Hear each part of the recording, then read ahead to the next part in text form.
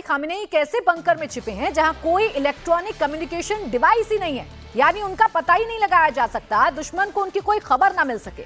Khamenei को हाथ से लिखे संदेश पहुंचाए जा रहे हैं। खामेनेई के बंकर तक कुछ खास लोगों को जाने की परमिशन है, क्योंकि अमेरिका और इजराइल दोनों के निशाने पर खामेनेई है और खामेनेई लगातार ये कह रहे हैं कि किसी भी सूरत हाल में हम सरेंडर नहीं करेंगे, इन हमलों को हम और तेज करेंगे, अमेरिका को परिणाम भुगतना होगा। इसलिए खामेनेई की सुरक्षा ईरान के लिए बड़ी जरूरी है। उन्हें बंकर में रखा गया है, ऐसा बंकर जहां कोई इलेक्ट्रॉनिक डिवाइस है नहीं। अमेरिका की स्ट्राइक में ईरान में कितना नुकसान पहुंचा है, ये भी आपको बता देती हूं। इसकी एक नई तस्वीर सामने आई है।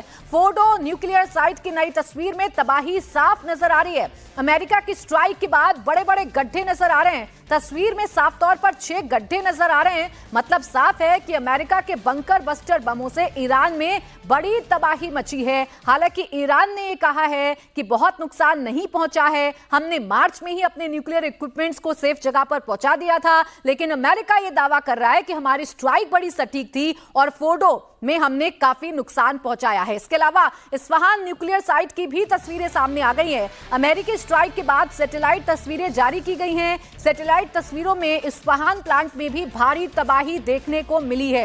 ये तस्वीर आप देखिए, सैटेलाइट इमेज आप देखिए, इसमें जो काला रंग आपको नजर आ रहा है, ये बता रहा है कि अमेरिका ने यहां पर स्ट्राइक की है और इस साइट को भी, इस न्यूक्लियर साइट को भी तबाह करने की कोशिश अमेरिका की तरफ से की गई है। हमले से पहले और हमले के बाद की दोनों तस्वीर आपके सामने है। हमले से पहले ये पूरा का पूरा जो इलाका है ये आपको ठीक ठीक नजर आ रहा होगा, लेकिन हमले के बाद यह काला रंग पुत गया है, जिससे अंदाजा लग सकता है कि हमला कितना सटीक था।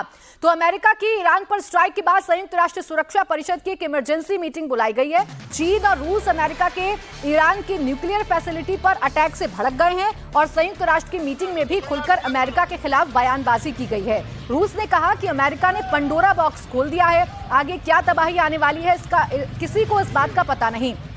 वहीं चीन ने अमेरिका के अटैक को इंटरनेशनल कानूनों का उल्लंघन बताया। वहीं संयुक्त राष्ट्र के महासचिव एंटोनियो गुटेरेस ने कहा कि युद्ध भयावह रूप ले सकता है, इसे रोकने की जरूरत है। तो यूएन की तरफ से इसे डेंजरस मूवमेंट तो बता दिया गया है, लेकिन यूएन क्या कर रहा है इसे रोकने के लिए, इसका जवाब किसी के पास नहीं। फिलहाल यूएनएससी में ईरान के राजदूत की तरफ से बड़ा बयान सामने आया, जो ये दिखाता है कि ईरान अमेरिका पर हमले का जो जवाब है, यानी कि अमेरिका ने जो हमला किया उसका जवाब देने की तैयारी कर रहा है।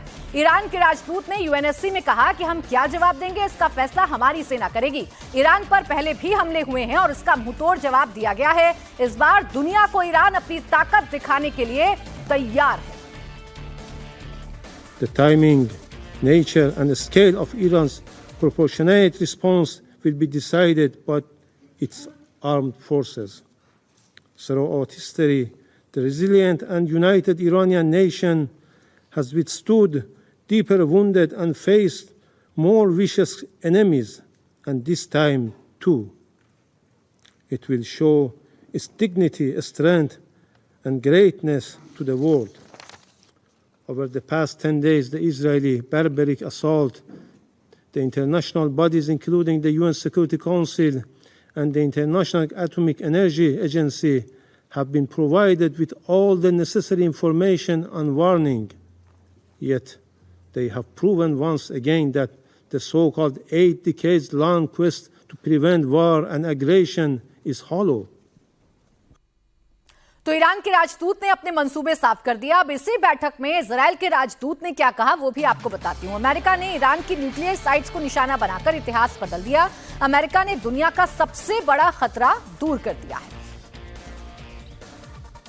Last night, history changed. The United States of America struck Iran's nuclear sites at Fordo, Natanz, and Isfahan. The United States, the leader of the free world, removed the greatest existential threat facing the free world. Just like our Operation Rising Lion, this was not a war of choice. This action was a necessity. It was a righteous act for the United States, for Israel, for the Middle East, and for the world.